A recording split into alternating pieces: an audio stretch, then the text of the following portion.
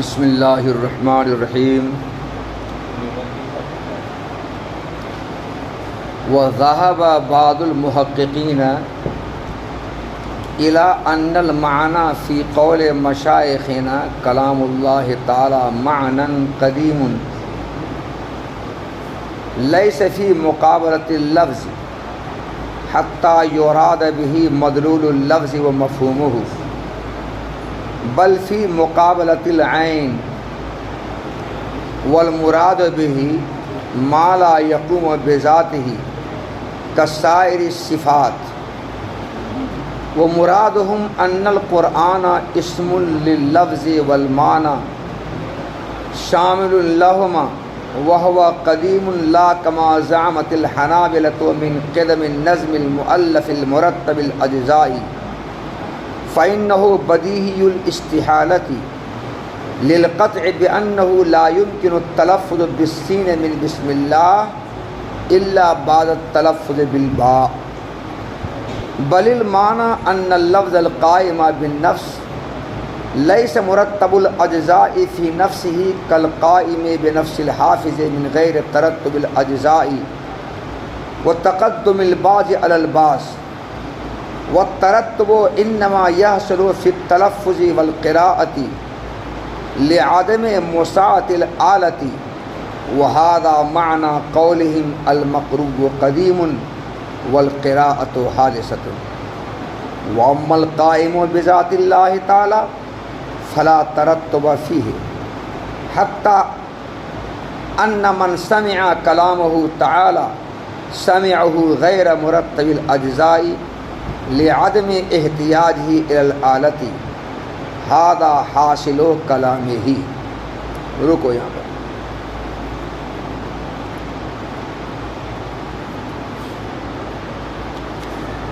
کل وما وقع فی عبارت بعض المشائخ من انہ مجاز سے ایک اعتراض کا جواب دیا تھا. اس اعتراض کا ایک جواب تو اس عبارت سے شارح نے دیا تھا اور اسی اعتراض کا جواب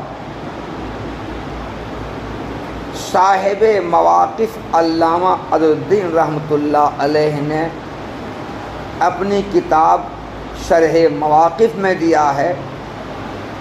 جو جواب انہوں نے دیا ہے اس جواب کو من وعن انہی کی عبارت میں تفتازانی رحمۃ اللہ علیہ نے یہاں اپنی کتاب شرح عقائد نقل کر دیا ہے. کیا اعتراض ہوا تھا جس کا جواب اس عبارت سے دیا تھا؟ اعتراض یہ تھا کہ صاحب اے اشاعرہ، آپ کلام اللہ کو کلام لفظی اور کلام نفسی دونوں کے درمیان مشترک قرار دے کر آپ دونوں کو معنی حقیقی کہتے ہیں اور دونوں کو حقیقی کلام اللہ کہتے ہیں. نظم مؤلف کلام لفظی کو بھی اور کلام نفسی کو بھی، دونوں کو آپ حقیقی کلام اللہ کہتے ہیں. کلام اللہ کلام لفظی نظم مؤلف میں اور کلام نفسی میں دونوں میں آپ حقیقت کا کہتے ہیں، دونوں حق و حقیقی کلام اللہ کہتے ہیں. یہ بات تو آپ کی غلط نظر آ رہی ہے، کیونکہ اے اشاعرہ، آپ ہی کے مشائخ میں سے بعض مشائخ کے عبارتوں میں یہ آیا ہے کہ نظم مؤلف کلام لفظی کا کلام اللہ کہا جانا مجاز ہے. انہوں نے نظم مؤلف کلام لفظی کو مجازن کلام اللہ کہا ہے، حقیقتاً کلام اللہ نہیں کہا ہے، آپ ہی کے آدمی نے کہا ہے. ان کی عبارتوں میں یہ بات ہے. جب آپ ہی کے لوگ یہ کہتے ہیں کہ نظم مؤلف کلام لفظی حقیقتاً کلام اللہ نہیں بلکہ مجازن کلام اللہ ہے، نظم مؤلف کلام لفظی کو مجاز کے طور پر کلام اللہ کہا جانا ان کی عبارتوں میں جب آیا ہے، تو آپ نظم مؤلف کلام لفظی کو حقیقی کلام اللہ کیسے کہہ رہے ہیں؟ آپ یہ اعتراض تھا. اس اعتراض کا جواب وما وقع فی عبارت بعض المشائخ من انہ مجاز فلیس معنیہ سے دیا تھا. اور جواب یہ دیا تھا کہ مجاز کا اطلاق دو معنی پر ہوتا ہے. یہاں پر نظم مؤلف کلام لفظی کو جو مجازن کلام اللہ کہا گیا ہے، تو اس کا یہ مطلب نہیں ہے کہ نظم مؤلف کلام لفظی کے واسطے کلام اللہ وضع نہیں کیا گیا ہے. نظر مؤلف کلام لفظی کا کلام اللہ نام نہیں رکھا گیا ہے، بلکہ نظر مؤلف کلام لفظی کلام اللہ کا معنی غیر موضوع لہو ہے، یہ مطلب نہیں ہے۔ وضع تو اس کے لیے بھی کیا گیا ہے، نام اس کا بھی رکھا گیا ہے، لیکن نظر مؤلف کلام لفظی کا چونکہ کلام نفسی کے ساتھ دال اور مدعو ہونے کا علاقہ ہے، جیسے کسی معنی مجازی کا معنی حقیقی کے ساتھ کوئی نہ کوئی علاقہ ہوتا ہے، ویسے یہاں علاقہ ہے۔ اس علاقہ کی وجہ سے نظر مؤلف کلام لفظی میں مجاز کا شبہ پیدا ہو گیا، اس شبہ کی وجہ سے ہمارے مشائخ نے نظر مؤلف کلام لفظی کو مجاز کلام اللہ کہہ دیا۔ یہ جواب دیا تھا کل، تو اس اعتراض کا ایک جواب تو کل دیا تھا، وما وقع فی عبارت بعض المشائخ سے لے کر اخیر تک۔ اسی اعتراض کا جواب صاحب مواقف علامہ عزالدین رحمۃ اللہ علیہ نے اپنی کتاب شرح مواقف میں دیا ہے۔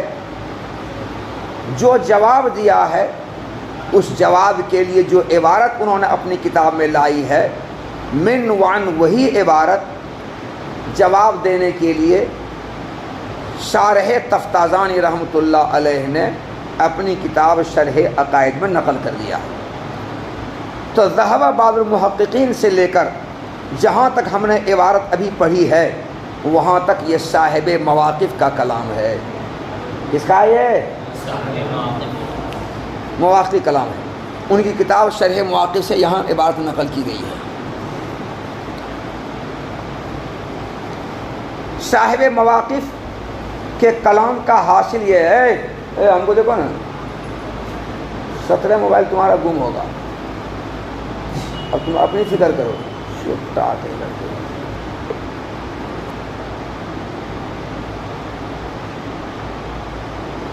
ہاں صاحب مواقف کے کلام کا حاصل یہ ہے، جواب کا حاصل یہ ہے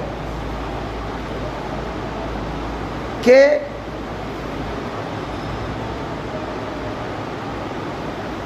ہمارے مشائخ اشاعرہ کے کلام میں یہ جملہ آتا ہے، کلام اللہ تعالی معنی قدیم، یہ جملہ آتا ہے کلام اللہ تعالی معنی قدیم۔ معنی کا لفظ کبھی لفظ کے مقابلے میں بولا جاتا ہے، معنی کبھی لفظ کے مقابلے میں بولا جاتا ہے۔ جب معنی لفظ کے مقابلے میں بولا جائے تو وہاں پر معنی سے مراد لفظ کا مفہوم اور لفظ کا مدلول ہوگا،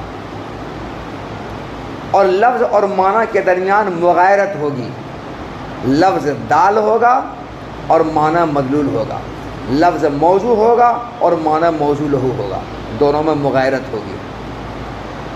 اور کبھی معنی کا اطلاق عین کے مقابلے میں ہوتا ہے، تو جب معنی کا اطلاق عین کے مقابلے میں ہوگا تو عین کہتے ہیں قائم بالذات کو، تو معنی کس کو کہیں گے؟ قائم بالغیر کو۔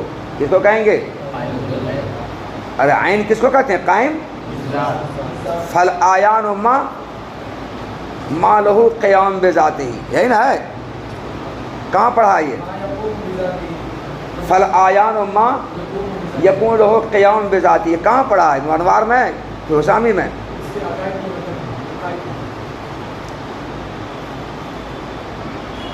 تو عین کہتے ہیں قائم بالذات کو، اس کے مقابلے میں معنی جب آتا ہے تو معنی کس کو کہیں گے؟ قائم بالغیر کو۔ تو معنی کا اطلاق کبھی لفظ کے مقابلے میں ہوتا ہے اور کبھی عین کے مقابلے میں ہوتا ہے۔ جب عین کے مقابلے میں ہوگا تو عین کہتے ہیں قائم بالذات کو، تو معنی کس کو کہیں گے؟ قائم بالغیر کو کہیں گے۔ اب جب ہمارے مشائخ کی عبارتوں میں کلام اللہ تعالی معنی قدیم آیا، جس کا ترجمہ ہے کہ اللہ کا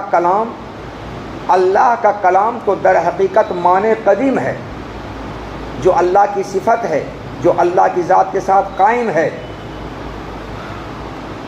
تو جب یہاں معنی کا لفظ ہمارے مشائخ کی عبارتوں میں آیا ہے، ہمارے مشائخ اشاعرہ کے کلام میں، ان کی عبارتوں میں کلام اللہ تعالی معنی قدیم جب آیا تو کچھ لوگوں کا ذہن یہاں پر معنی بولنے سے اطلاق اول کی طرف چلا گیا، اور انہوں نے یہ سمجھا کہ یہاں پر معنی لفظ کے مقابلے میں ہے.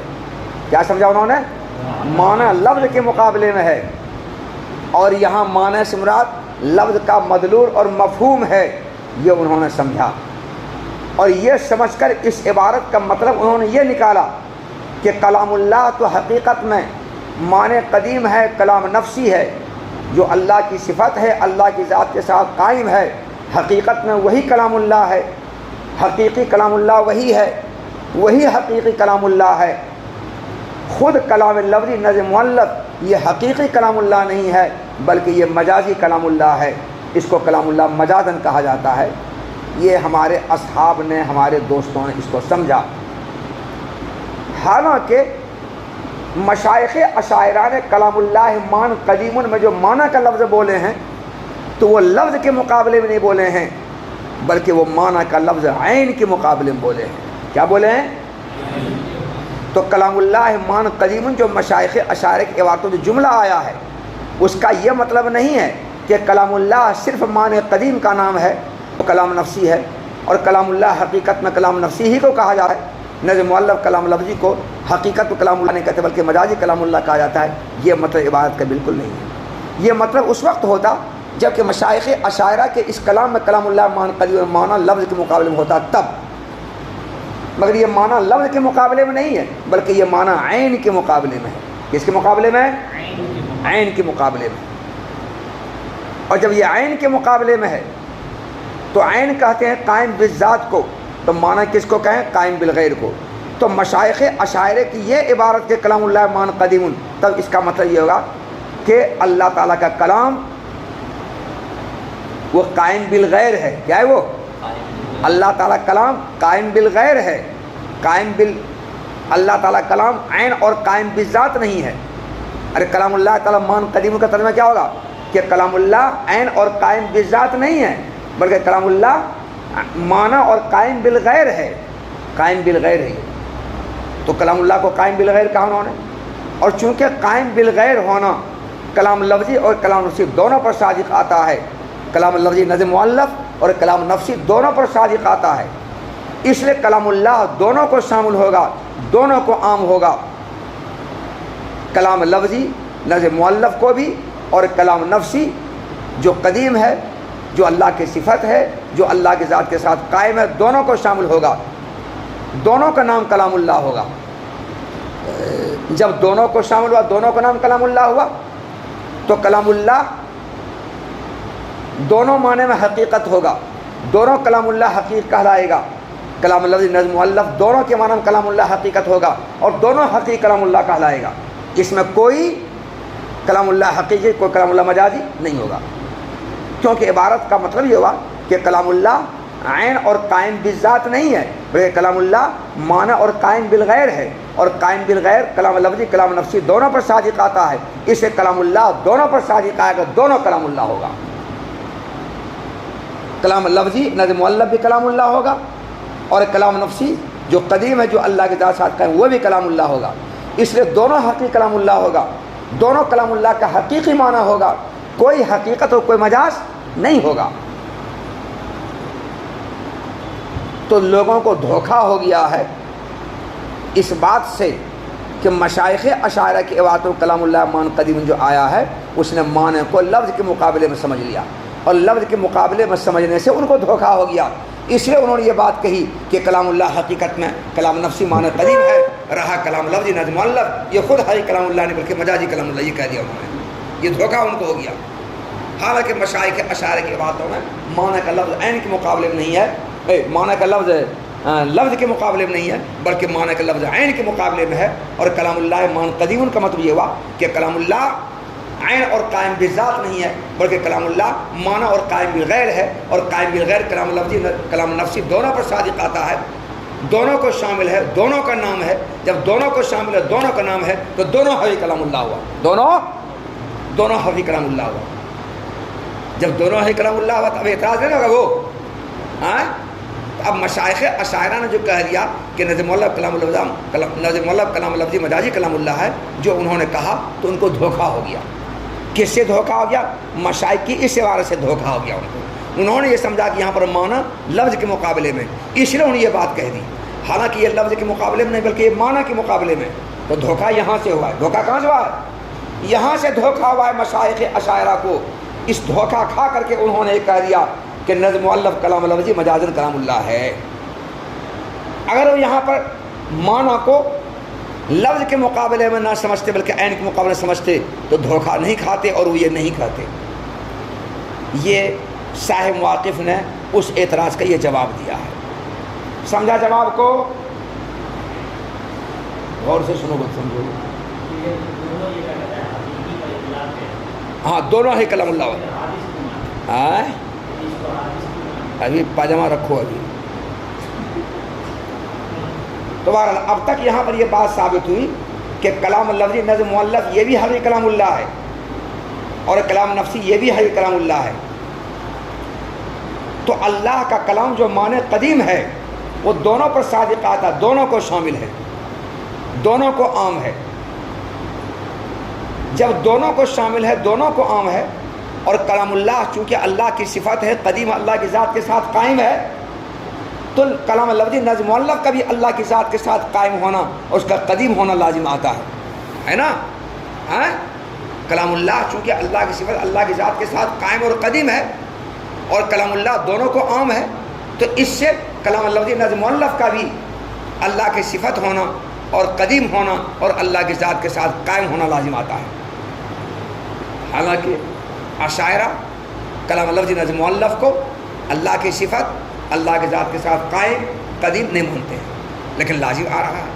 اس کا کیا جواب ہوگا پھر؟ سمجھا سوال؟ ہو سوال میں آ رہا ہے. اس کا جواب دے رہے ہیں کہ نظم مؤلف کلام لفظی کا قدیم ہونا اور اللہ کی ذات کے ساتھ قائم ہونا یہ عام اشاعرہ اہل سنت والجماعت کا مسلک اور مشرب اور عقیدہ نہیں ہے. یہ عقیدہ تو حنابلہ کا ہے. یہ عقیدہ تو حنابلہ کا عقیدہ ہے. یہ حنابلہ یہ کہتے ہیں کہ یہ نظم مؤلف کلام لفظی جو حروف و اصوات سے مرکب ہے، جو زبر زیر پیش سے مرکب ہے، یہ ہے قدیم، یہ ہے اللہ کی صفت، یہ ہے اللہ کی ذات کے ساتھ قائم. حنابلہ یہ کہتے ہیں، اور حنابلہ کا یہ کہنا غلط ہے اور سراسر غلط ہے. اس کا قدیم ہونا، اس کا اللہ کی صفت ہونا، اس کا اللہ کی ذات کے ساتھ قائم ہونا سراسر محال ہے، اور یہ محال ہونا بالکل بدیہی اور یقینی ہے. کیونکہ یہ کلام لفظی نظم مؤلف جو حروف و اصوات سے مرکب ہے یہ تو حادث ہے، اور اس کے حادث ہونے کی دلیل یہ ہے کہ اس میں پہلے حرف کا تکلم اور تلفظ جب تک گزر نہ جائے تب تک دوسرے حرف کا تکلم تلفظ ہو نہیں سکتا ہے. مثلا بسم اللہ کے با کا تلفظ اور قرات جب تک منہ سے گزر نہ جائے، ختم نہ ہو جائے، تب تک سین کا تلفظ ہو نہیں سکتا ہے. اور جب تک سین کا تلفظ گزر نہ جائے، سین کی قرات گزر نہ جائے، ختم نہ ہو جائے، معدوم نہ ہو جائے، تب تک سین کے بعد جو میم ہے اس کا تلفظ ہو نہیں سکتا ہے. تو پہلے حرف کا تلفظ ختم ہو جانے، گزر جانے، معدوم ہو جانے کے بعد دوسرے حرف کا تلفظ تکلم اور قرات ہوگی، ہے نا یہ بات. اور کسی لفظ کا، کسی حرف کا تلفظ اور تکلم کرنے کے بعد، قرات کرنے کے بعد اس کا ختم ہو جانا، معدوم ہو جانا، گزر جانا، یہ حادث ہونے کی علامت ہے. پتہ چلا کہ یہ جتنے حروف و اصوات ہیں سب کے سب حادث ہیں. یہ نظم مؤلف کلام لفظی جب حادث ہے، کیونکہ حروف اصوات حادث ہے تو پورا حادث ہو گیا. جب یہ حادث ہے تو بھلا یہ اللہ کے ساتھ ساتھ کیسے قائم ہو جائے گا؟ ورنہ اللہ کا حادث میں لازم آ جائے گا. اور یہ قدیم کیسے ہو جائے گا؟ یہ تو حادث ہے. اس لیے حنابلہ جو کہتے ہیں کہ یہ نظم مؤلف کلام لفظی یہ قدیم ہے، اللہ کی ذات کے ساتھ قائم ہے، یہ ان کا کہنا ہے، اور ان کا یہ قول غلط ہے، محال ہے، اور اس کا محال ہونا بدیہی ہے. عام اشاعرہ یہ بات نہیں کہتے ہیں کہ یہ نظم مؤلف کلام لفظی یہ اللہ کی ذات کے ساتھ قائم ہے اس طرح جس طرح وہ کہتے ہیں. تو حنابلہ جس معنی میں اس نظم مؤلف کلام لفظی کو اللہ کی ذات کا ساتھ قائم مان کر قدیم مانتے ہیں، عام اشاعرہ اس معنی میں اس کو اللہ کی ذات کے ساتھ قائم مان کر قدیم نہیں مانتے ہیں. حنابلہ کیسے مانتے ہیں؟ کہتے ہیں یہ نظم مؤلف کلام لفظی جس کے اجزاء مرتب ہیں اور جن میں کوئی پہلے کوئی بعد میں ہے، یہی اللہ تعالیٰ کی ذات کے ساتھ قائم ہے اور یہی قدیم ہے اور یہی اللہ کی صفت ہے. یہ حنابلہ کہتے ہیں.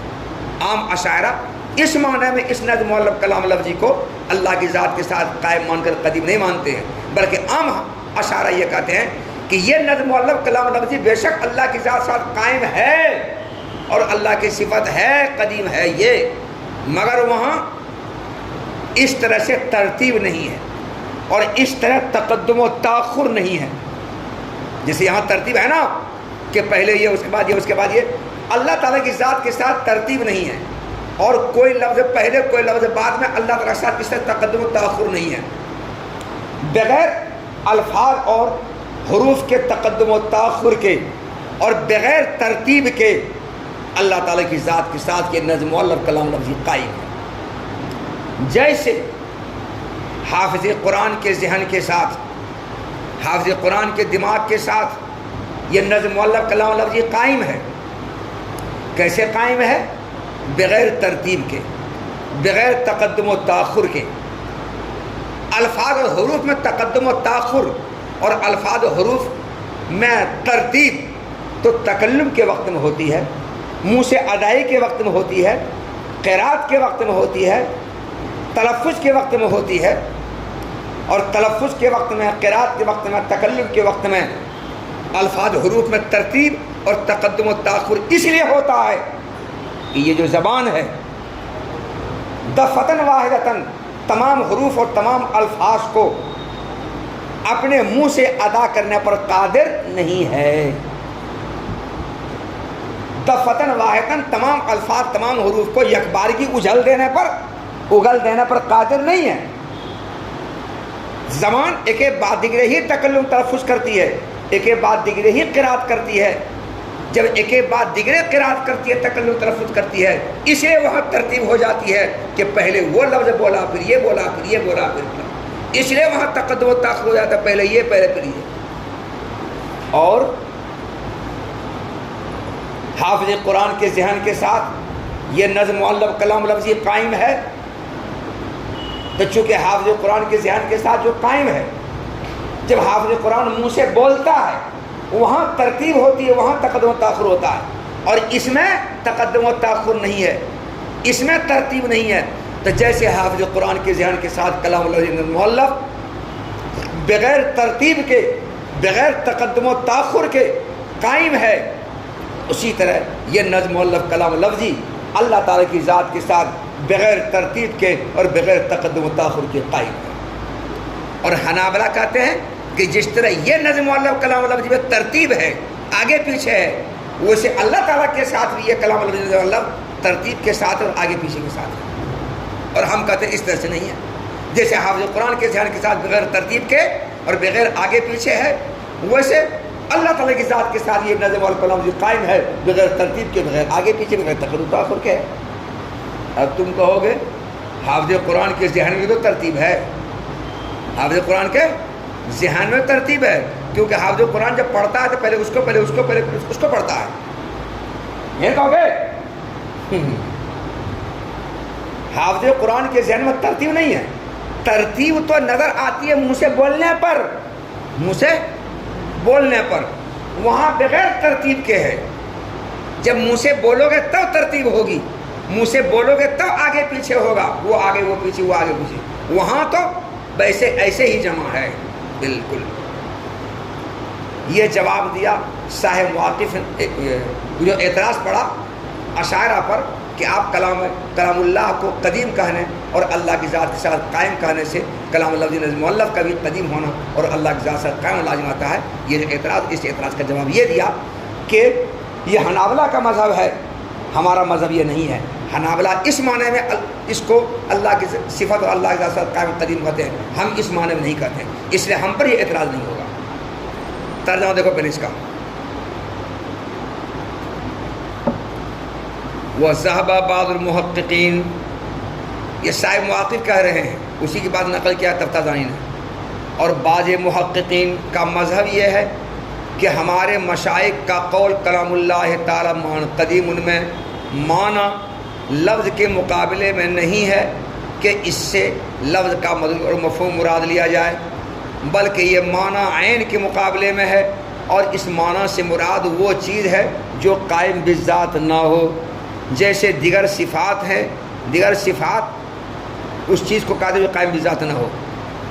اور مشائخ اشاعرہ کی مراد کلام اللہ مان قدیم میں معنی سے یہ ہے کہ قرآن لفظ اور معنی دونوں کا نام ہے، دونوں کو شامل ہے، اور دونوں قدیم ہے، دونوں قدیم ہے. زیادہ زیادہ اس سے کلام اللہ نظم مؤلف کا قدیم و لازم آتا ہے. اس کا جواب ایسا نہیں جیسا کہ حنابلہ نے کہا ہے. حنابلہ میں کیا کہا ہے کہ یہ نظم مؤلف جو مرتب اجزاء والا ہے یہ ہے قدیم. کہ ایسا بالکل نہیں ہے، کیونکہ اس کا قدیم ہونا محال ہے اور یہ محال ہونا بالکل بدیہی ہے. فَإِنَّهُ بَدِيهُ الْإِسْتِعَارَةُ ترجمہ، کیونکہ اس کا قدیم ہونا محال ہے اور یہ محال ہونا بالکل بدیہی ہے. کیوں محال ہے اور محال کیوں بدیہی ہے؟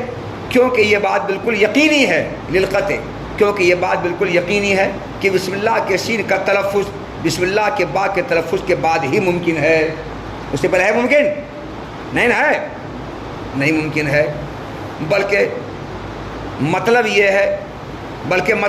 ہے کیا مطلب ہے کہ جو لفظ اللہ کی ذات کے ساتھ قائم ہے فی نفس ہی ان کے اجزاء میں ترتیب بالکل نہیں ہے.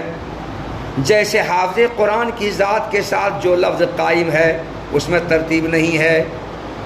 کل قائم بے نفس الحافظ، جیسے حافظ قرآن کے ذہن کے ساتھ جو نظم مؤلف کلام لفظی قائم ہے اس میں اجزاء کی ترتیب نہیں ہے اور بعض کا بعض پر مقدم ہونا بھی نہیں ہے.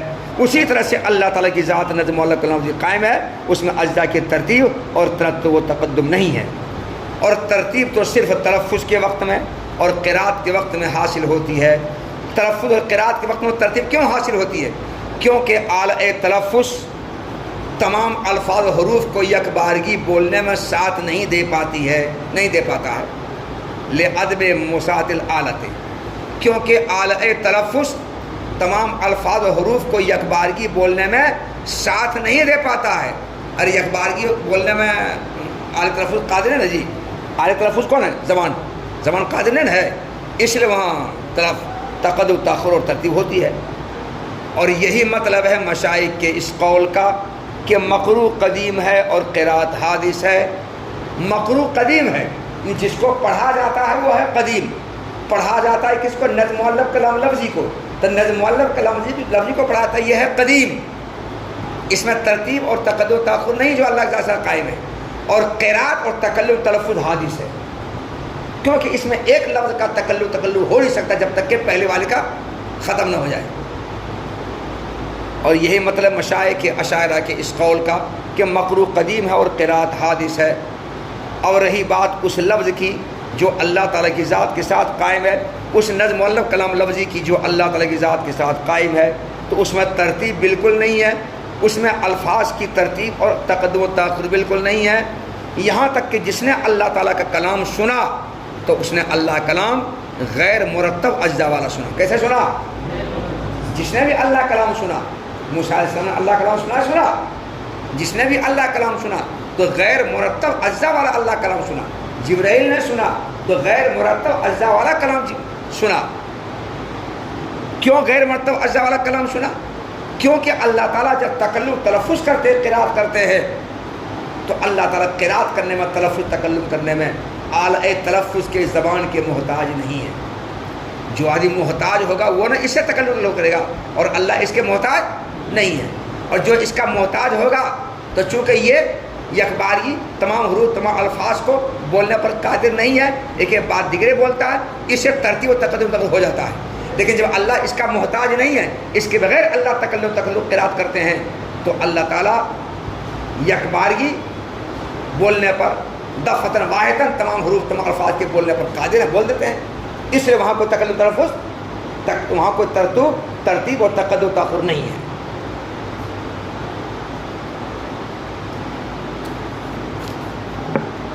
وَأَمَّا الْقَائِمُ، اور بہرحال جو لفظ اللہ تعالیٰ کی ذات کے ساتھ قائم ہے، یہ جو کلام لفظی نظم مؤلف اللہ کی ذات کے ساتھ قائم ہے، اس میں کوئی ترتیب نہیں ہے. یہاں تک کہ جس نے اللہ تعالیٰ کلام سنا اس نے غیر مرتب اجزاء والا کلام سنا، کیونکہ اللہ تعالیٰ اعلی تکلم کے محتاج بالکل نہیں ہیں. محتاج نہیں ہے.